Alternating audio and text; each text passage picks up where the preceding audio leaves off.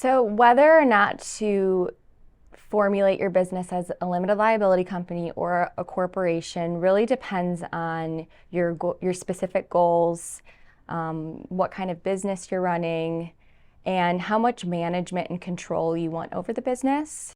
An LLC may be a better option for you if you're starting a business, if you are a small business owner and you want more control over the management of your company. LLCs also provide pass-through taxation, which allows your entity to be taxed as a partnership, meaning you're only taxed once when you report income from your LLC. As well as they're typically less maintenance than a corporation. You have less required filings, just more flexibility overall in how you run the company.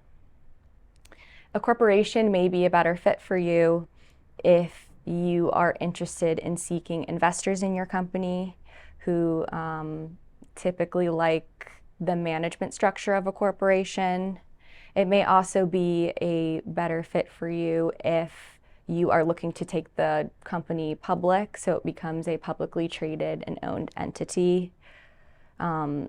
Also, if you are looking to reinvest money, profits from the company, the dividends that are reinvested into the company are not taxed. Unlike in an LLC, any disbursements are still taxed whether or not they're reinvested into the company.